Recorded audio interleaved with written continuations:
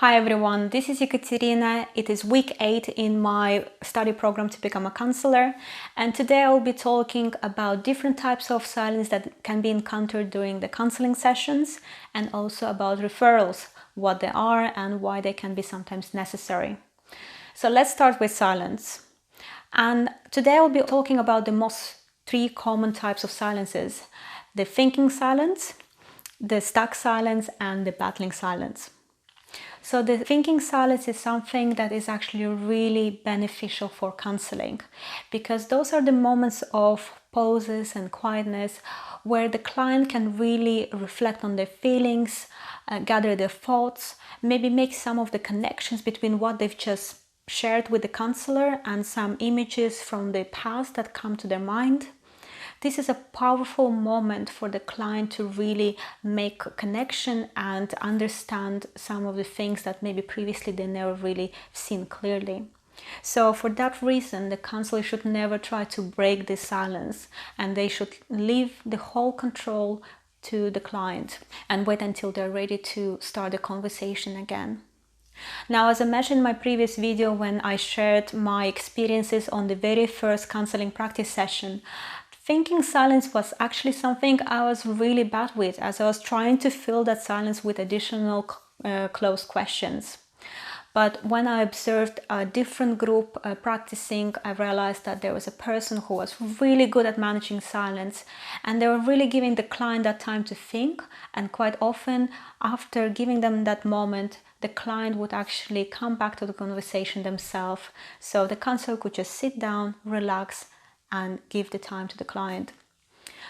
And also kind of think from your side, how often do we get in our normal day-to-day life time when another person is just sitting in front of us and they're just waiting for us to be ready to talk, and how powerful it can feel for some individuals who are not used to being listened to, being waited for.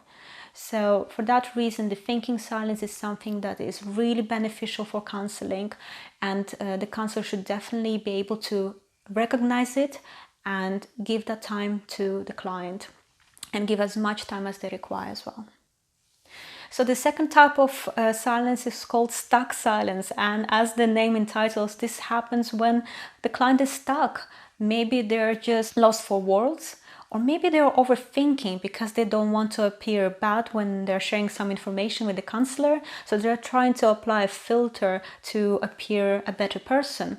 So in whatever the situation is, the counselor needs to break that silence. They need to take and pull the client out of that situation, and they can use maybe open questions or maybe some other counseling techniques.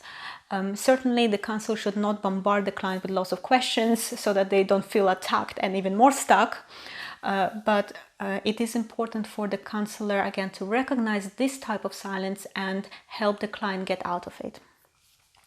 And finally, the type of silence I'm least looking forward to facing in the future counseling is the battling silence. And this can happen when the client really doesn't want to be in the counseling. So it might be that they didn't start counseling voluntarily. Maybe their family member or friends ask him to do counseling, and they think, well, it's their problem, I'm all right, I'm in control, there's no problem with me. Or maybe like with students or young children, their schools have sent them for counseling because they have problems with other kids. And again, they might think of the counselor as a part of this whole system that is just against them, that doesn't understand their needs. And I guess lastly, the battling silence can also occur when a client is really determined to get an answer out of the counselor. So they want some defined approvals or disapproval with what they're saying, or maybe they want their feedback, or they want some tips and advice.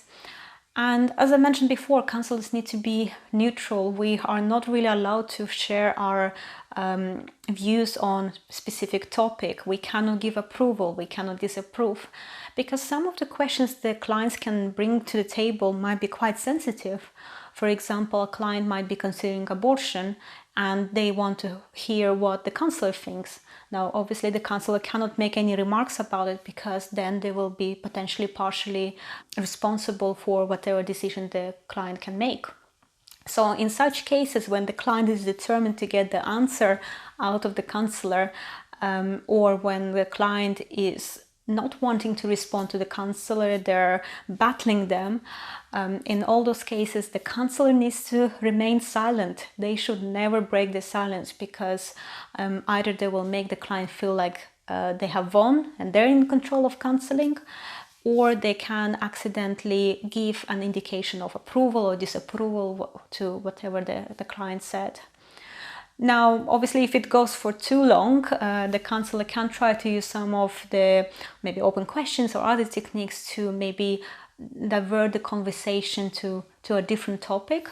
Or in case of children, they might use some other tools, for example, games or Lego, so to distract the client and maybe still get the information out of them while they're less focused on not sharing or not saying anything. But as I said, battling silence is something that could obviously happen sometime in the future, and I hope that through this study program we'll have lots of practice sessions on how to observe and handle all those different types of silences. But yeah, certainly right now probably this is the one I'm most worried about. And now let's talk about referrals. And honestly, the key thing to remember with referrals is that those always happen for the benefit of the client. So if a counsellor is suggesting a referral, it's most probably because they think there's a better maybe specialist that can help this particular client, or maybe they need an additional support to work on some issues that have been brought up during the counselling. The second thing to remember is that the referrals can occur at any time of the counselling. So maybe in your very first session with the counsellor, the client will say something that will indicate to that specialist that maybe we need an additional help, or maybe the client needs also some medication to handle some of the symptoms they're experiencing, for example, anxiety attacks. It can also happen sometime in the middle of your counseling sessions, or even towards the end of your counseling period. And another thing to also know is that referrals don't often mean that your relationship with that counselor will actually come to an end. Sometimes referrals just can give you an additional specialist to work with, but again, it's case to case, and sometimes referrals do end the relationship with that particular counselors, and sometimes they don't.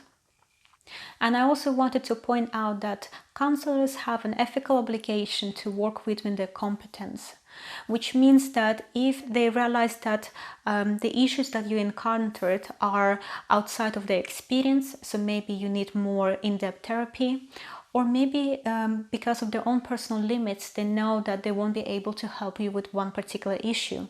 So in all those cases, the counselor can bring up the topic of referrals.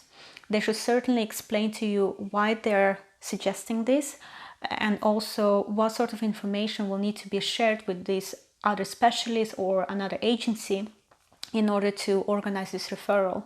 So they might cover the topic of confidentiality again and the breach of confidentiality, and the client should certainly see that referral letter before it's sent out, and almost like a proof, and make sure that they're comfortable with the information within that document. And also referrals can actually happen for very simple reasons. For example, a counselor and the client can move and they're no longer able to see one another face to face, and the client doesn't want to do online sessions. Or maybe the counselor becomes sick and they realize that they won't be able to support this client for a long period of time, and this could mean that the client loses their momentum, or maybe the client really needs that very constant support, so therefore they will again suggest maybe referral to a different specialist. And finally, I think to remember, and this is something I think people often forget about, is the fact that the client themselves can ask for a referral. So if you don't feel still comfortable with your counselor after a few sessions, if you just don't think that they're the best fit for your needs, bring it up and maybe ask for a referral. You can obviously try to go and look for another specialist yourself, but sometimes it might be actually useful to bring it to your counselor and ask them to recommend another person that maybe they know that works with a different style that they can refer you to. And I'll just give you an example. As many years ago, when I lived in Milton Keynes, I decided to do driving lessons. So I found a driving instructor, and those were my very first lessons, and I didn't know what to expect. But at the time, I guess I just accepted that it was normal, that my teacher was sometimes screaming at me and that there was not much reassurance. It was more about the things I've done wrong as opposed to the things I've done well. So needless to say, I did fail my test back in Milton Keynes, and then I moved cities and decided to start my lessons again. So I found a different driving company and got a different instructor.